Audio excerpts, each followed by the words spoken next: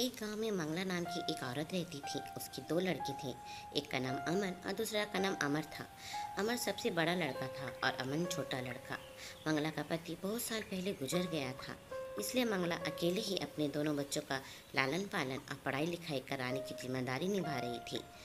अमन और अमर अब दोनों बड़े हो चुके थे। दोनों की पढ़ाई की चिंता अब मंगला को सताने लगी थी। एक दिन मंगला का भाई मंगला के यहाँ घूमने आया तो मंगला ने अपनी चिंता का कारण अपने भाई को बताया कि मैं अपने दोनों लड़के को कॉलेज की पढ़ाई के लिए शहर भेजना चाहती हूँ, पर मेरे पास पैसे नहीं हैं। तब मंगला के भाई ने कहा, मेरे पास भी पैसे नहीं हैं, लेकिन मैं तेरे एक लड़के को पढ़ा सकता हूँ। पहले तू यह बता, तेरे लड़के पढ़ने में कैसे हैं? तो मंगला ने कहा, बड़ा वाला लड़का पढ़ने में तो अच्छा नहीं है, लेकिन छोटा वाला लड़का अमन पढ़ने में बहुत अच्छा है और होशियार है।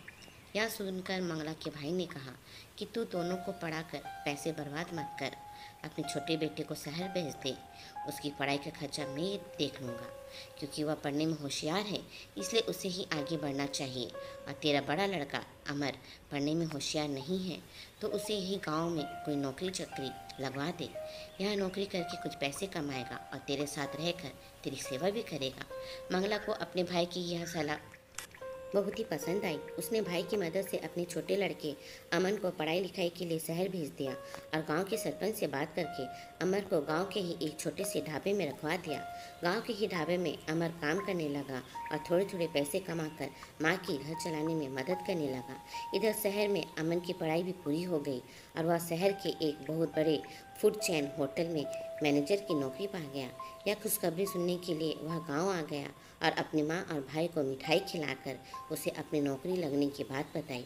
उसने अपनी माँ को बताया कि उसकी शहर में एक ही बड़े फूड चैन होटल में नौकरी लग गई है। माँ ने पूछा, यह फूड चैन होटल क्या होता है? तब बड़े लड़के अमर ने बताया कि ऐसे होटल जिसकी शाखा अलग अलग शहरों में खुली होती है, ऐसे होटल को फूड चैन होटल कहते हैं। यह सुनकर मंगला ने अपने छोटे बेटे को खूब आशीर्वाद दिया। अगले ही दिन अमन अपने बड़े भाई और माँ को लेकर शहर आ गया और तीनों मिलकर शहर में रहने लगे। एक दिन शाम को काम खत्म करके अमन जब घर आया तो उसने अपने बड़े भाई और अपनी माँ को बताया कि आज रात में हमारे होटल के बॉस हमारे यहाँ डिनर के लिए आ रहे हैं। तो माँ कहती है, जब तुम्हारा बॉस मेरे हाथ का खाना खाएगा तो उंगलियाँ चाटता रह जाएगा। तभी दरवाजे का डोरबेल बजता है। अमर ने कहा, देखो अमन, लगता है हमारे बॉस आ गए, मैं दरवाज़ा खोलता हूँ। अमर ने तुरंत अमर को रोका और कहा कि तुम्हारे पास कपड़े पहनने की लसीक नहीं है। तुम गरीब और अनपढ़ की तरह कपड़े पहनते हो, इसलिए तुम दरवाज़ा मत खोलो, वरना बॉस को लगेगा कि हम लोग कितने पिछड़े लोग हैं। और जब तक बॉस रहेंगे तो तुम बॉस के सामने मत आना, किचन में ही रहना। अमर को अमन की बातें सुनकर थोड़ा सा बुरा लगा, लेकिन फिर भी उसने सोचा कि उसका भाई पढ़ा लिखा है तो सही बोल रहा होगा। अमन बॉस को अंदर लेकर आया और अपनी माँ से परिचय कराया। कुछ देर परिचय होने के बाद बॉस को खाना परोसा गया। बॉस ने खाना खाया तो उसे खाना बहुत पसंद आया और उसने खाने की बहुत तारीफ की। इसके बाद उसने अमन से पूछा कि खाना किसने बनाया है। अमन कुछ बोल पाता इसके पहले ही मंगला ने बताया कि यह खाना मेरे बड़े बेटे अमन ने बनाया है। वह खाना बहुत ही स्वादिष्ट बनाता है। बॉस ने अमन की ओर देखा और बोला, तुमने अपने भाई से तो मुझे मिलाया ही नहीं, मैं तुम्हारे भाई से मिलना चाहता हूँ। तभी बॉस ने अमर से कहा कि मुझे तुम्हारा स्वादिष्ट बनाया हुआ यह भोजन बहुत ही अच्छा लगा, लेकिन मुझे दुख है कि तुम्हारे भाई तुम्हें यह नौकरी करता है नहीं देखना चाहता। जब मैं आज अपने घर से होटल में आ रहा था तभी मैंने अमन को एक चौराहे में खड़े होकर अपने एक कर्मचारी से बात करते हुए देखा, तो मैं वहाँ चुपचाप खड़ा रह होकर उसकी बातें सुनने लगा।